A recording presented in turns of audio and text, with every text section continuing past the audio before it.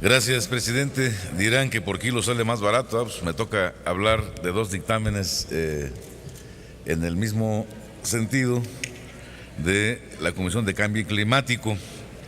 Y este tiene que ver, en primer lugar, con el problema que se ha denunciado de la mariposa monarca, que ha venido registrando desde 2013 y 2014 una disminución en las colonias que se venían presentando en nuestro país. Hay detectadas en este periodo 3 en Michoacán y 4 en el Estado de México, y ocuparon 0.67 hectáreas. Y hay 5 colonias con 0.62 centiáreas, vamos a decir ahí, dentro de la reserva de la biosfera de la mariposa monarca, y 0.5 hectáreas fuera de esta zona de la reserva de la biosfera. Esto habla de una disminución del 43.7% con respecto a la registrada en el periodo pasado de 2012 a 2013, cuando había 9 colonias de mariposa monarca en una superficie mucho mayor, que es de 1.19 hectáreas, cifra que ya entonces se clasificaba como la menor desde el 1993.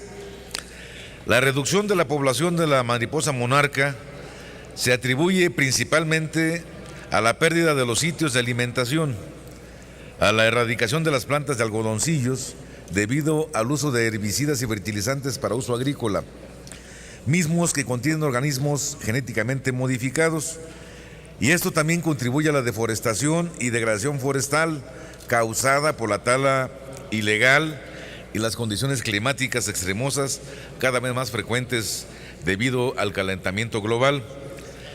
Si estas son las causas de la disminución del número de la presencia de mariposa monarca en México, en Estados Unidos y Canadá, se empezaron a trabajar en soluciones en razón de las graves consecuencias que pueden generarse para los 3 países en el caso de su extinción total.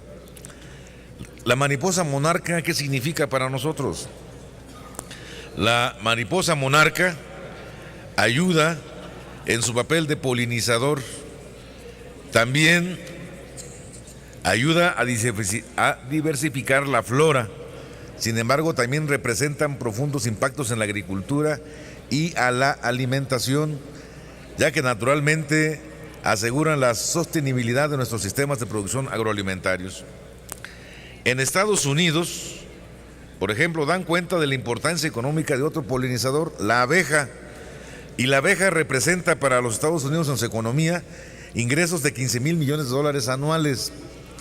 Si esto, en analogía con lo que produce la mariposa monarca en nuestro país, pues tenemos que ver la forma de protegerla, de preservar su hábitat y generar su presencia, su permanencia y su desarrollo. Por eso, incluso en Estados Unidos, se ordenó la creación de una estrategia federal para promover la salud de las abejas y otros polinizadores. También se ordenó la inclusión de la mariposa monarca dentro de dicha estrategia.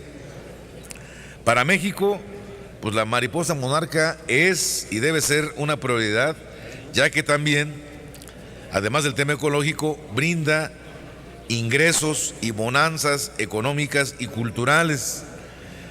Y esto fue reconocido cuando se decidieron reservar 56,259 hectáreas como reserva de la biosfera de la mariposa monarca en el territorio de Michoacán y del Estado de México. Y la propia ONU en el 2008 pues la declaró como reserva de la biosfera y el patrimonio mundial de la humanidad. Fíjense lo que representó para los michoacanos el 2010 en materia de turismo, que tuvieran 8,507 visitantes, 507,000 visitantes, y dejaron una derrama económica de 11,300 millones de pesos, y para 2011 se recibieron 7,236,081 turistas que dejaron una derrama de 9.551 millones de pesos. Y gran parte de estos ingresos fueron generados por el turismo que se dirige a la reserva de la biosfera.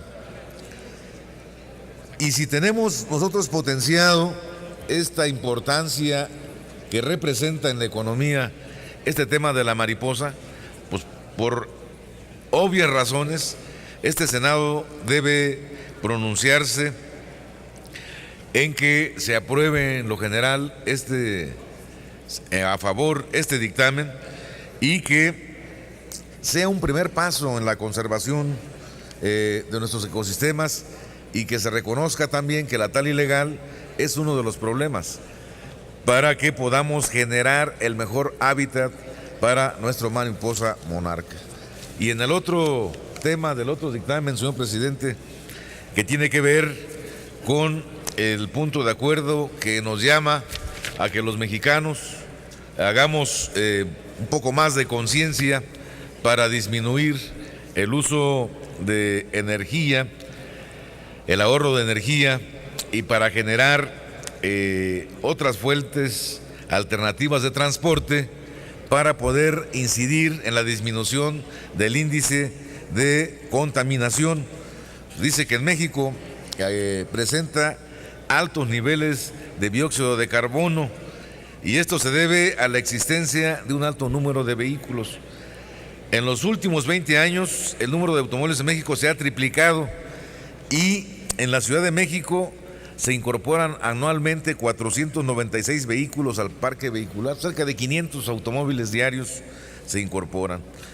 Esto, compañeros, pues crea que el problema de los automóviles sean la principal fuente de contaminación en nuestro país.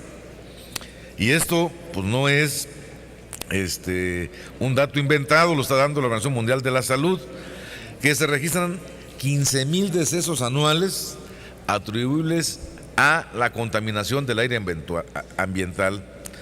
Y una de las causas principales de la generación de este gas contaminante de efecto invernadero pues viene de las contaminantes que tienen que ver con el monóxido de carbono y de los óxidos de nitrógeno, que son los que emiten los vehículos ligeros, y que está calculado que es el 74% del dióxido de carbono con que se está contribuyendo a la formación de ozono troposférico asociado con graves enfermedades pulmonares. Por eso, si nosotros estamos como nación contribuyendo con el 1.5% de las emisiones mundiales de gases de efecto invernadero, es decir, producimos aproximadamente 643 millones de toneladas de dióxido de carbono y somos el lugar 12 entre los países con mayores emisiones a nivel mundial.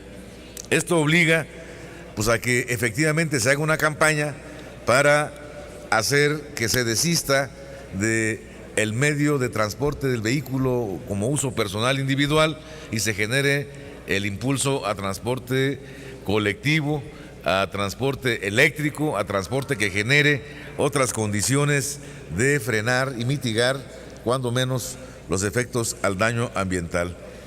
La propia Ley General de Cambio Climático es un instrumento que nos permitiría hacer esto y que tenemos que incidir en que vayamos también cambiando el tipo de energías con la que ocupamos, el diésel, el carbón, y que vayamos utilizando energías limpias, renovables, para que podamos hacer un menor efecto en la contaminación de nuestro entorno. Por eso, compañeras y compañeras, la fracción del PRD, su servidor, pues llamamos a votar a favor de estos puntos de acuerdo, que son un oportuno llamado a la Secretaría de Recursos Naturales y el Medio Ambiente. Muchas gracias, presidente. Gracias, senador.